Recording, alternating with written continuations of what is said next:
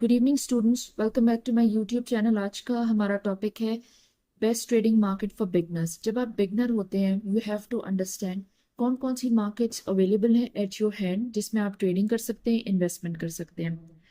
Next, आपको उनकी positive और नेगेटिव साइड्स को देखना होता है ताकि आप अंडरस्टैंड कर सकें कि कौन सी मार्केट से आपको स्टार्ट करना है। आज हम इसी के ऊपर बात करेंगे।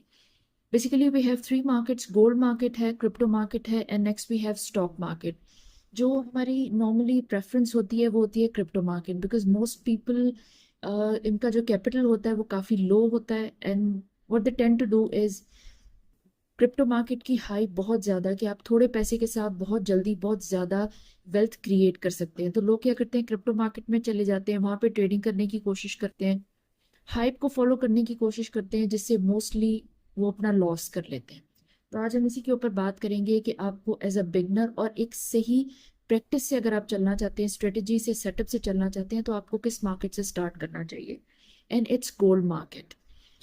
गोल्ड मार्केट से क्या होता है, गोल्ड मार्केट एक स्टेबल मार्केट है। गोल्ड मार्केट का जो मार्केट कैप है इट्स ह्यूज, मार्केट कैप बहुत ज्यादा है गोल्ड मार्केट का।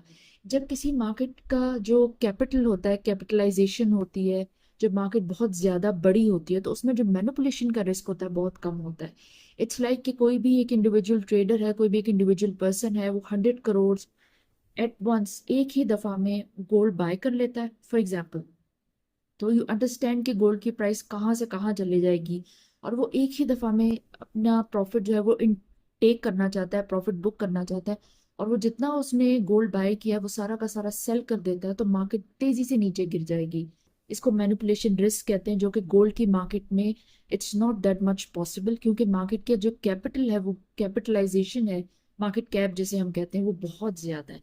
इस वजह से बिगनर्स के लिए गोल्ड की मार्केट सबसे अच्छी होती है। गोल्ड की मार्केट में लिक्विडिटी अच्छी है, वोलेटिलिटी अच्छी मिल जाती है आपको।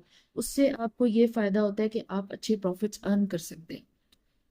अब द थिंग इज कि इट्स ट्रू कि आप क्रिप्टो मार्केट में ज़्यादा प्रॉफिट अर्न करते हैं गोल्ड मार्केट की निस्बत। लेकिन अगर आप बिगनर हैं, आपको बहुत ज़्यादा आता नहीं, आपकी प्रैक्टिस बहुत ज़्यादा नहीं, तो आपको गोल्ड मार्केट से स्टार्ट करना चाहिए। और गोल्ड मार्केट भी डेली बेसिस पे अच्छे मूव्स देती है। अगर आप उस मूव को सही तरीके से सीख के, लर्न करके आप उनको पकड़ सकें, आप वहाँ से ट्रेड ले सकें, तो आप बहुत अच्छा प्रॉफिट वहाँ से गेन कर लेते हैं। Next we have crypto market. Crypto market में हाईएस्ट वोलेटिलिटी होती है फॉर श्योर, हाईएस्ट वोलेटिलिटी में, एंड इट्स 24/7 ओपन। कुछ फ्यू ऑर्स होते हैं जिसमें मार्केट जो है वो बहुत लो वोलेटिलिटी दिखा रही होती है, वो हम नेक्स्ट लेक्चर्स में कवर करेंगे। इसके अलावा बाकी जितने भी ऑर्स होते हैं उसमें आपको बहुत अच्छी ट्रेड मिलती है, आप वहां से ट्रेड लेंगे, जल्दी से आप अपना प्रॉफिट बुक कर सकते हैं और आप अच्छा प्रॉफिट अर्न कर सकते हैं। हाईएस्ट वोलेटिलिटी का आपको ये फायदा होता है। तो डेफिनेटली आपको प्रॉफिट भी ज्यादा आप अर्न कर लेते हैं, लेकिन चूंकि बहुत वोलेटाइल है क्रिप्टो मार्केट, तो इसका मतलब है कि ये बहुत ज्यादा रिस्की हो जाती है, बहुत रिस्की हो जाती है। आपको बहुत अच्छे से सीख के इस मार्केट में आना चाहिए, ताकि आप इस रिस्क को जो है वो आपने सिर्फ कोप नहीं करना होता, आपने इस रिस्क को मैनेज भी करना होता है, और आपने मिटिगेट भी करना होता है, कम भी करना होता है अपनी ट्रेड्स में। तो इसके लिए आपको बहुत ज़्यादा लर्निंग की और प्रैक्टिस की ज़रूरत होती है। तो अगर आप बिगनर हैं तो सबसे पहले आप क्रिप्टो मार्केट में आ जाएं, ये कभी भी जो है रिकमेंड नहीं करते कोई भी। तो आपने कोशिश करनी है कि आप गोल्ड मार्केट से स्टार्ट करें। अब हम बात कर लेते हैं वेरियस एसेट्स और रिसर्च की। गोल्ड मार्केट में बहुत सारे एसेट्स आपको अवेलेबल हो जाते हैं। तो जब आपने सीखा नहीं होता ना, आपकी प्रॉपर लर्निंग नहीं होती, आप इसी तरह से मार्केट में आके ट्रेड करने लग जाते हैं।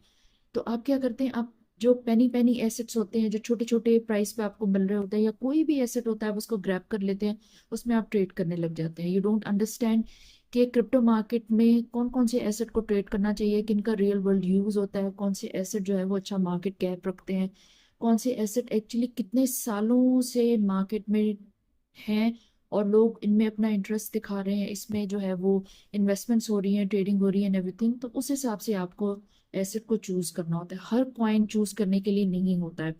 तो इस चीज के लिए आपको प्रॉपर रिसर्च की जरूरत होती है। Next we have stock market. Stock market में लोएस्ट लिक्विडिटी होती है। स्टॉक मार्केट का प्रॉब्लम है कि इसमें लिक्विडिटी बहुत कम होती है, इस वजह से आप इसमें ट्रेड करें ये रिकमेंडेबल तो नहीं होता, बट स्टिल अगर किसी को लगता है कि उनकी इतनी एक्सपर्टीज है एंड ऑल, वो कर सकते हैं इसमें, तो वो कर सकते हैं definitely. Everybody has its own journey, has its own path. लेकिन अगर आप कंपेयर करते हैं एंड ऑल, तो एज अ बिगनर जिसको बिल्कुल कोई ख़ास नॉलेज नहीं है, तो स्टॉक मार्केट में बहुत लो लिक्विडिटी होती है। अगर आप इंट्राडे करते हैं या स्विंग ट्रेडिंग करते हैं तो आपको बहुत डिफिकल्टी होती है, ख़ास तौर पे इंट्राडे में बहुत डिफिकल्टी होती है। आपको इतने अच्छे मूव्स मिल ही नहीं सकते कि आप उसमें प्रॉपरली ट्रेड कर सकें। सेकेंड पॉइंट ये होता है कि यस, मार्केट में मैनिपुलेशन होती है। मार्केट का कैप बड़ा है बट स्टिल काफ़ी ज़्यादा मैनिपुलेशन देखी जाती है। अब स्टॉक मार्केट का बहुत सा फ़ायदा आपको ये भी होता है कि बहुत सारी बिकॉज इसमें कंपनीज हैं, उन्हीं के शेयर्स होते हैं, तो आप कंपनीज को रिसर्च करें, उनको प्रॉपरली देखें, रीड करें एंड एवरीथिंग। लेकिन कंपनीज में भी अंदर अंदर बहुत सी मैनिपुलेशन होती है।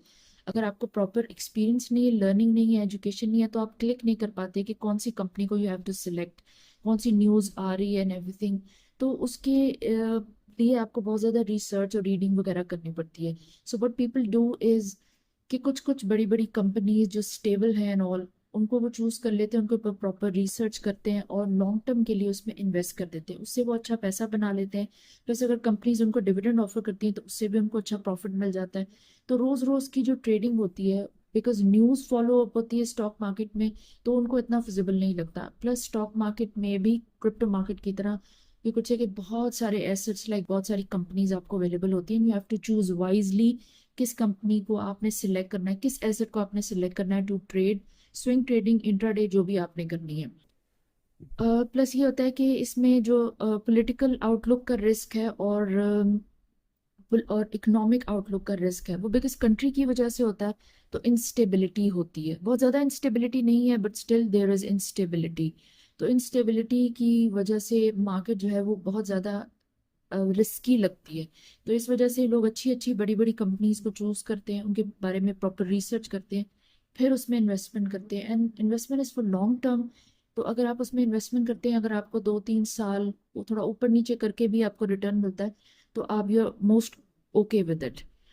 नेक्स्ट इंपॉर्टेंट पॉइंट होता है हाई स्प्रेड। स्प्रेड बेसिकली जब भी आप कोई ट्रेड लेते हैं ना, तो आपको एक छोटी सी काइंड ऑफ यू कुछ से फीस पे करनी पड़ती है।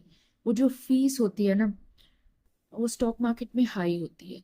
और चूंकि स्टॉक मार्केट में वैसे भी आपको बहुत अच्छे मूव्स नहीं मिलते, लिक्विडिटी काफ़ी कम होती है, लिक्विडिटी कम है, वोलेटिलिटी भी स्टॉक मार्केट में थोड़ी कम होती है दूसरी मार्केट से, तो आपका प्रॉफिट इंट्राडे में तो वैसे ही थोड़ा थोड़ा होता है, और स्टॉक मार्केट में स्विंग ट्रेडिंग में भी प्रॉफिट थोड़ा कम ही होता है।